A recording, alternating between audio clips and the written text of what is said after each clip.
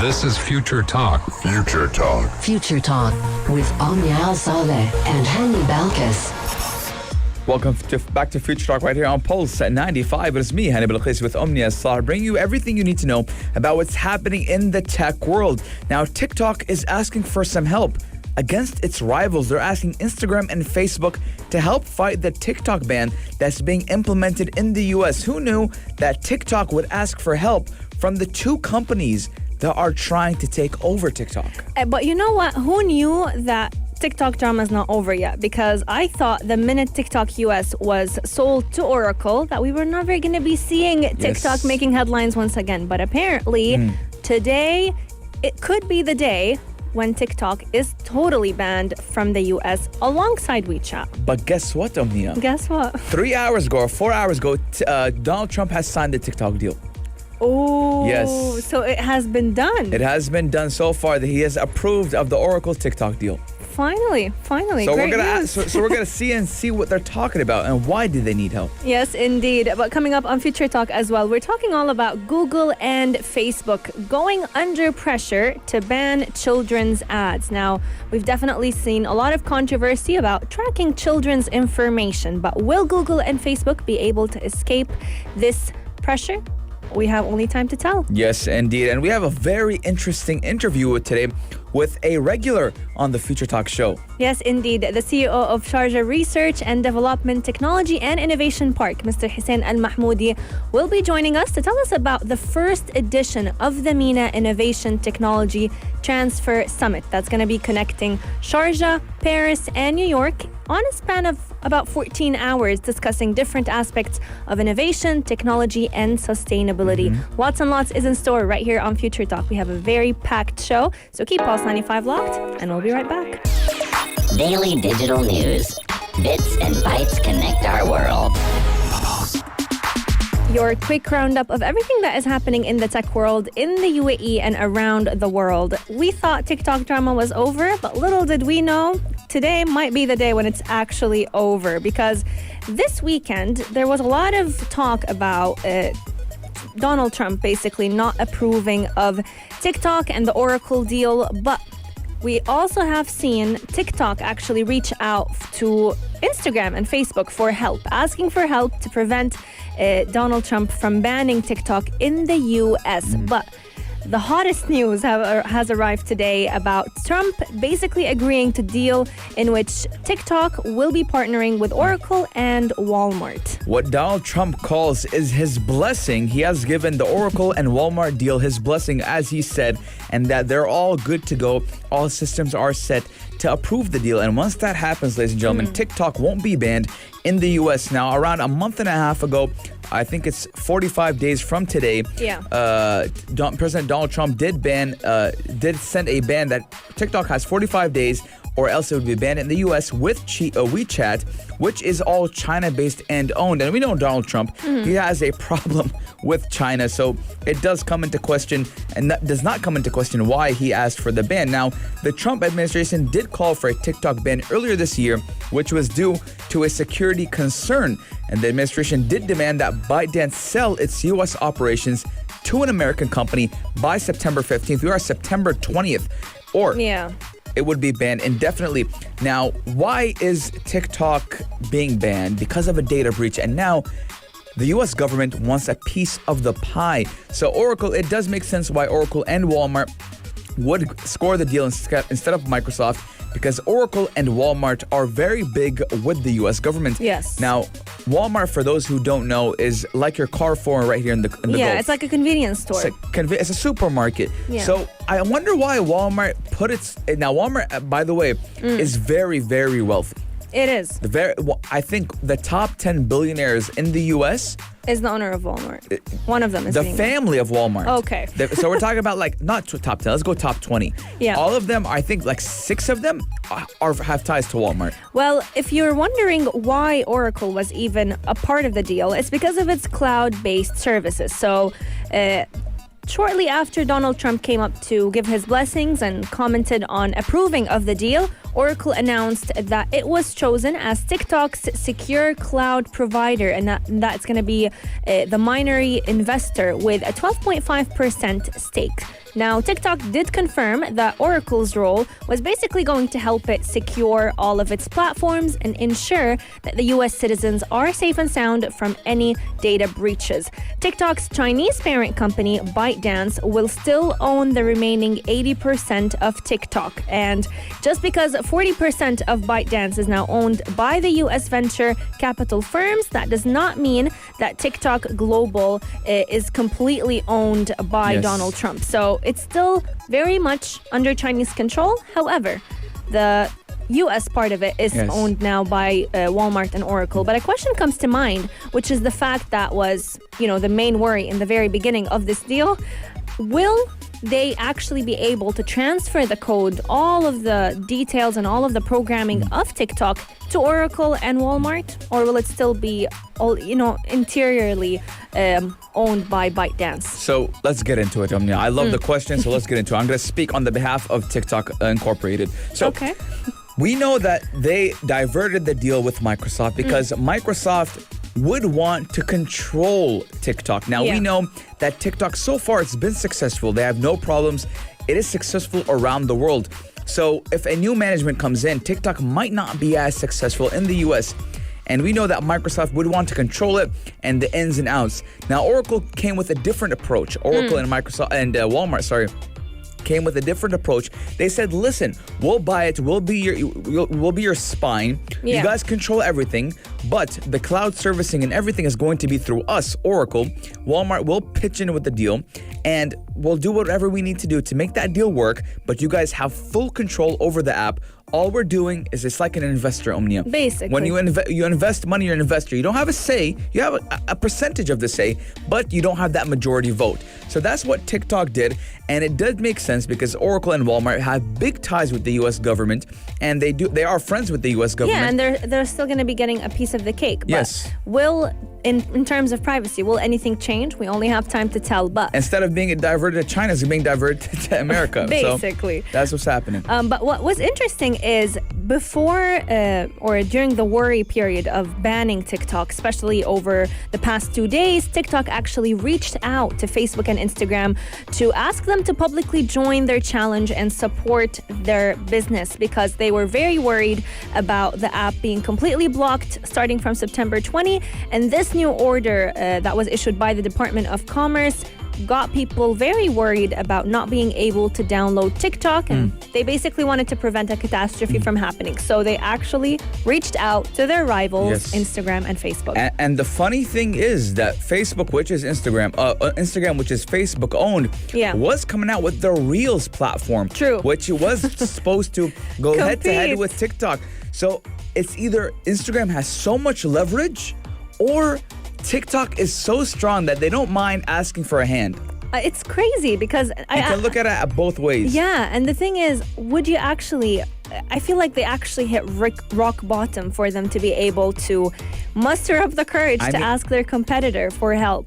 I mean, being banned and becoming unbanned is harder than it seems. Now, if they sell it and they don't get banned, because there's going to be a lawsuit, court process, court hearings, and we do know courts do take quite a while, can take up to 6 months to a full couple of years. So asking for a hand before it becomes officially banned is great, and Donald Trump did say it has his blessing. He approves of the deal, so there's nothing to worry about.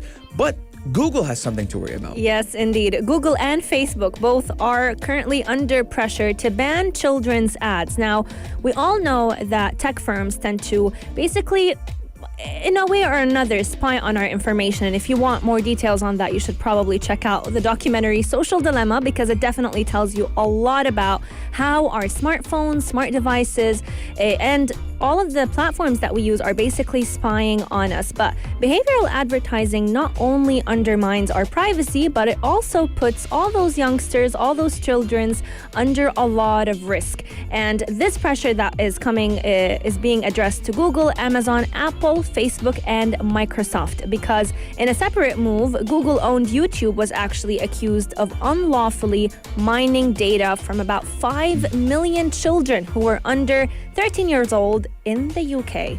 Now, I love what the EU is doing on Yes. that. Now, the EU has been tackling cybersecurity, data mining, privacy in a way that no other union has done. Now, the EU, the European Union, even a couple of years back, they banned microtransactions in mobile games in the EU because they found it as a form of gambling to these youngsters, because there was mystery boxes, there was a lot of things, and these youngsters, now they were taking their mom's credit card, their dad's credit card, without them knowing, and buying online things and basically gambling and having an addiction. We saw tragedies. I remember reading stories about children who basically spent about 500 dirhams right here in the UAE on computer games, on different things that they bought within the game. Yes. So there's honestly no justification for targeting teenagers or even children when it comes to using social media platforms or even platforms like Google. Yeah, and UAE did a great initiative as well. Salah did put a cap on the App Store. Yes. You can limit it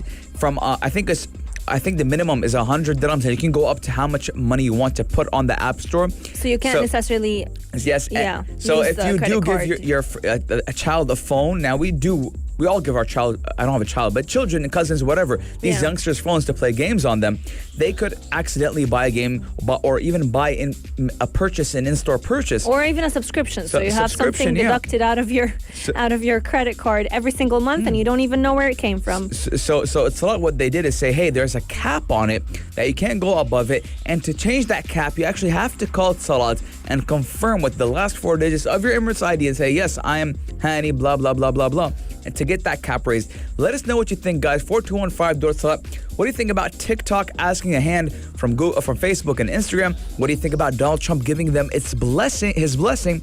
And what do you think about child advertising? We're going to be taking a short break, but when we come back, we're talking to His Excellency Hussain Al Mahmoudi.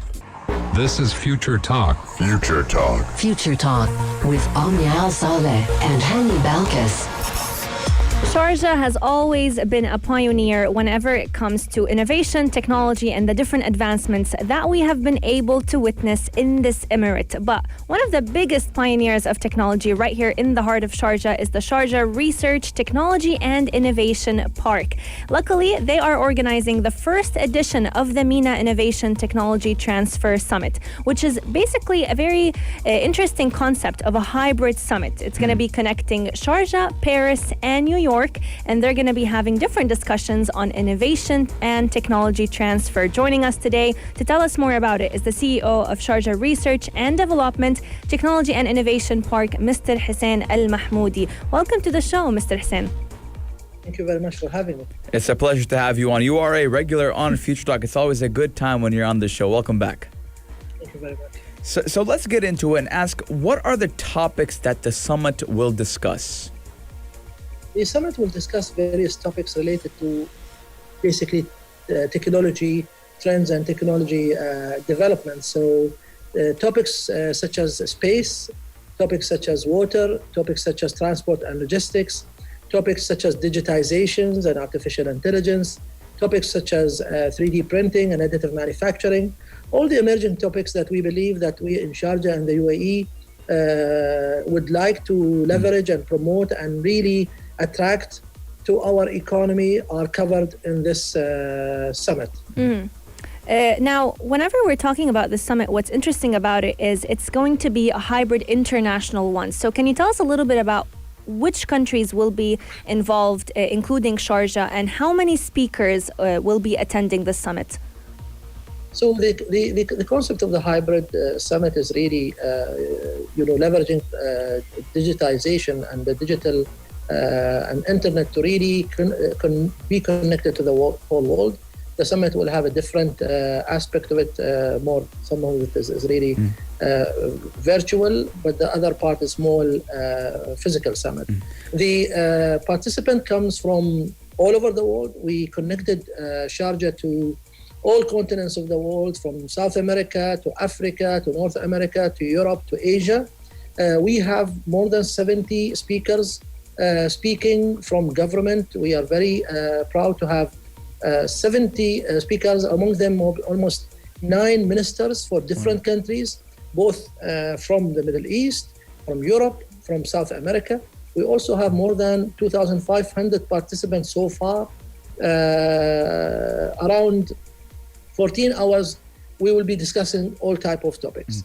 Now, the summit will also discuss a certain aspect that I like the most, which is digital equality, which is equal access to the internet.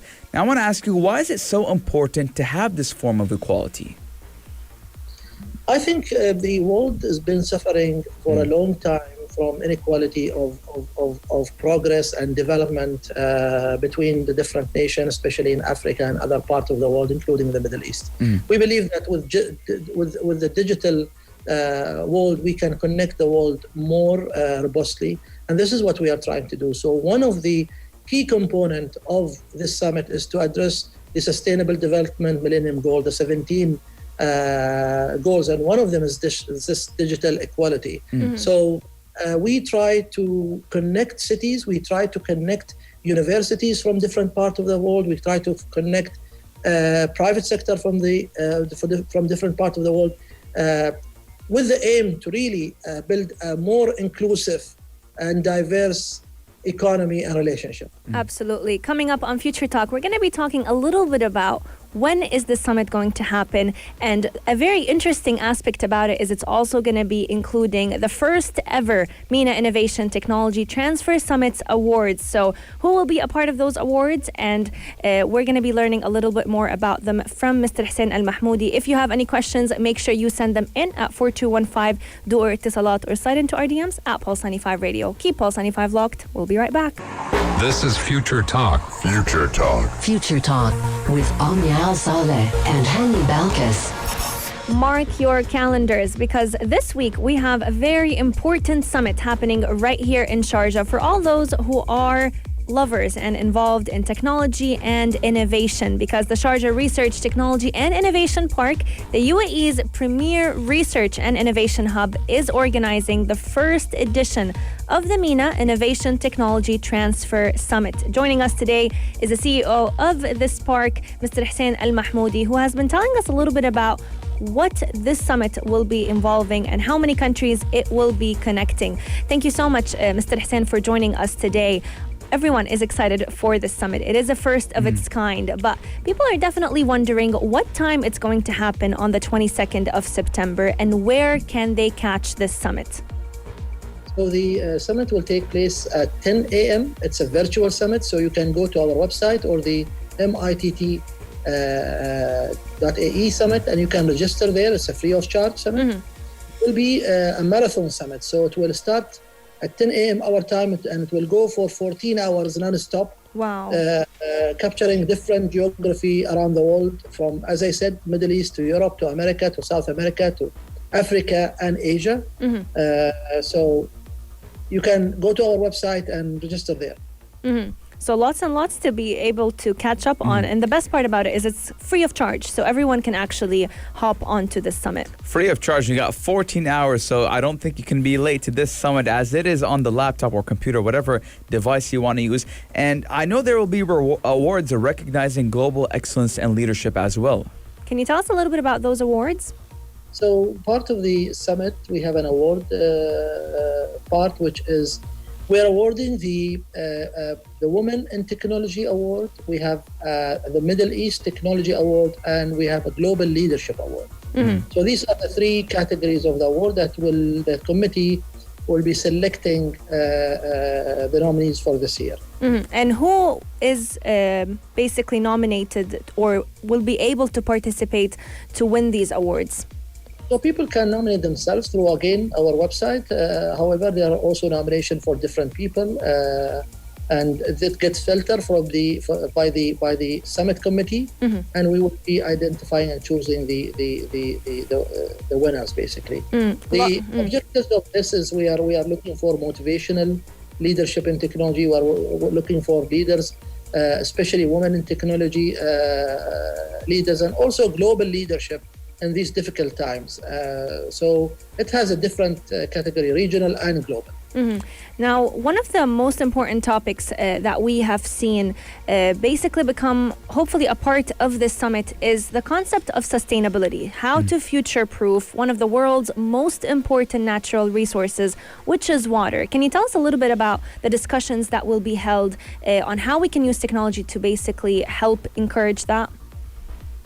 So, as you put it right, water is a key topic globally, and we are trying, and at SRTIP, to really lead a discussion around how we improve our use of water and what technologies can be implemented to become more efficient and more sustainable when we when we deal with water, and how can we really do use better form of desalination for water, and also water management and sustainability when it comes to water. So there will be different topics covering this specific topic of water. And what are the the emerging research and development when it comes to the topic of water. And I also know that the summit will also talk about the future of space and how humans can someday colonize the red planet as well, correct?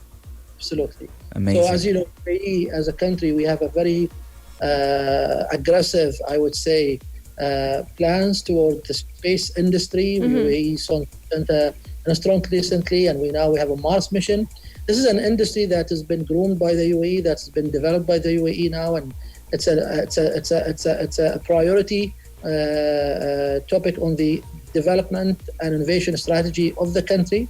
So this is something we are hosting global leaders when it comes people.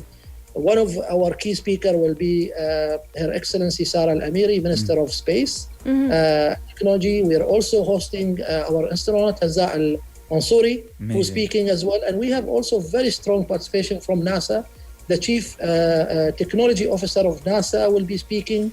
The Outreach and Communication Directors of NASA will be speaking. So we have also global participation in this topic as well. It's amazing because this will definitely be a place for all those youngsters who are interested in space, because once upon a time, going to space seemed like a far-fetched dream, but if they get to have a chance to hop onto this virtual marathon, they will get a lot more knowledge than they would typically find online. Another celebration that the park is having is that of its main hub. You recently, the park itself has opened up its main innovation hub. Can you tell us about the different facilities that you are offering there?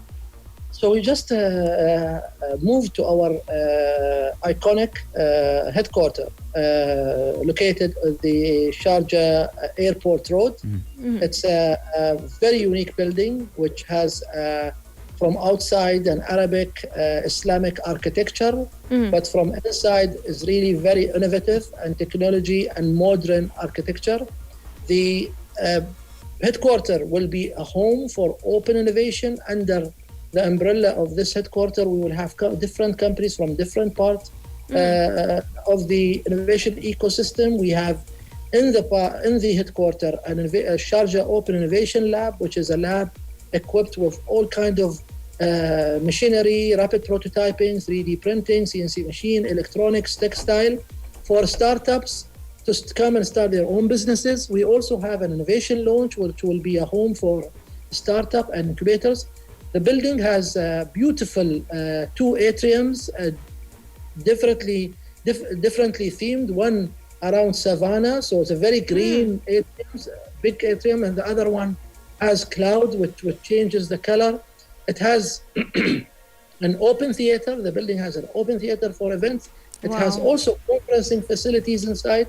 So we invite entrepreneurs, startups to come and look at the building, because this will be home for innovation, home for startup, home for building ventures and creating new ventures. That's amazing. You guys are always doing amazing things at the Sharjah Research, Technology and Innovation Park. It's always a good time when you're on the show, Mr. Hussain, and we love it when you're on. You always tell us the new details that are happening in Sharjah, and we're proud. We're very proud.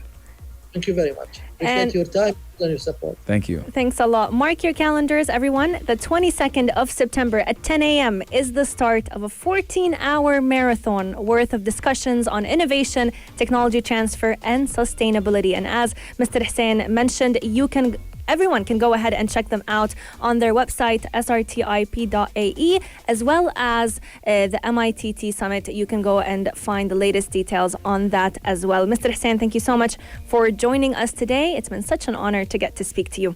Once again. And I wish you all the best. Thank you. Have a great day. To everyone tuning in to us right now, we're going to be taking a short break, but once we come back, we're talking all about Facebook potentially working with Ray-Ban eyewear. Ooh. That's going to be an interesting one. I love talking about Facebook. You know me. Keep Pulse 95 Law. Taking a short break, but when we come back, we're going to the Book of Face. Gadget of the day. New tech you might want to play with. Pulse 95. Out of everything I expected to see coming from Facebook, the last thing I would have probably ever envisioned would be a collaboration with Ray-Ban glasses. But the reason is creating virtual reality / augmented reality smart glasses. This is not coming anytime soon. The article actually says that it's going to be coming in 2021. However, the insiders, the people who actually know about the process of making this a reality, do say that their wide adoption won't become a reality up until 2025. Oof. Now, yeah, still a while to go. Now, I'm not surprised that Facebook joined with Ray-Ban because we know that Ray-Ban has stylish glasses. Oh, yeah. And why not look cool while you're doing this augmented virtual reality? I love that you mentioned this because everything that Facebook has come up with in terms of glasses, like the Oculus, I think, if I'm not mistaken, all the different takes on virtual reality glasses, they all looked terribly weird, if I may say so myself. Now, I like that you brought that up, Omnia, because to make people normalize wearing these type of glasses, you have to bring something familiar to them. And we do know that Ray-Bans are quite familiar. Everyone across the globe knows what they are, but they are quite pricey. Yes. So I want to know, are we going to have a kind of rivalry between brands now, glasses brands? Maybe, let's say, Police against Ray-Ban. Maybe Police teams up with Samsung, Apple. Who knows? But the companies have actually not disclosed the new product's name, specs, software capabilities, or even pricing. And I think the further details will be shared closer to the launch date. Now, that is, they don't want to kind of hype it up yet. They want to hype it up and then execute launching that glasses. Now, the partnership will combine Facebook apps with brand lens technology, which goes by the name of Luxtita brand and Esler lens. Yes, indeed. Now, Facebook has been talking about augmented reality glasses for years now, and industry analysts who are immersed in this form of technology wear have definitely been saying that the first model of smart glasses are not expected to offer full augmented reality capabilities, like having holograms in front of all those who wear those smart glasses. This is a little too far, but Facebook is currently working on its very own project called Project Arya, which is a research initiative that will help it to build the first generation of wearable augmented reality devices alongside Ray-Bans. The company has built a research device that will be basically worn like a pair of glasses, and it will help us and help them understand how the software and hardware basically collaborate to make augmented reality become a reality. Now, Omnia, this reminds me of old Disney shows. I'll tell you why. Why? Because I don't know what kind of Disney shows or Nickelodeon shows you watch, but if you remember, for example, a kid would go through a heist and he'd wear the glasses and he'd have an earpiece and they would tell him go left, go right. Like a walkie-talkie. Yeah, like a walkie-talkie. But I also want to bring something into light. Yeah. Now, Facebook started as a social media company. It was a social media network, and we don't see a lot of company. I mean, we have Twitter. Twitter doesn't get into the technology like what Facebook does. Facebook is innovative. Now, I don't agree with Facebook on a lot of things, but I do give credit where credit is due. Facebook does a lot for the tech industry, and it goes against the big competitors. Now, we're seeing that Facebook wants to be the front line, wants to be bita' kullu. If you guys remember last week, I told you bita' kullu means for everything. They want to be everything related to technology, whether it's cryptocurrency, having an in-store shop. They own Watch Together, the recent feature where they were trying to copy Netflix. Watch Together. I mean, they're going all out, and I do give my hats off to the Facebook team. They do a lot. I mean, care about your data privacy a little bit, maybe I might jump back in. Speaking of Facebook team, the first people who will be actually trying out those augmented reality glasses will be Facebook employees. So once it's actually brought to life, they'll be testing it out. But as far as we know, these glasses will be able to capture video and audio from all those who are wearing it. So it's basically going to be getting a point of view shot of everything that you're seeing, all of your eye movements and location data. But privacy always remains a big concern. Let us know what you think. Would you actually purchase Facebook's wearables or smart glasses if they collaborated with Ray-Bans?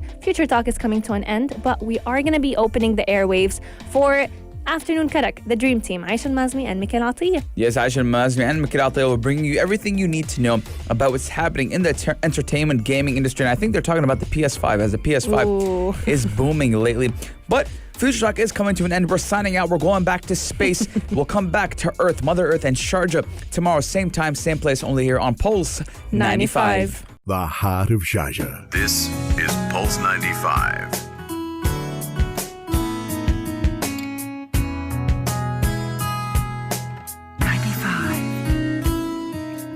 Heart of Sharjah.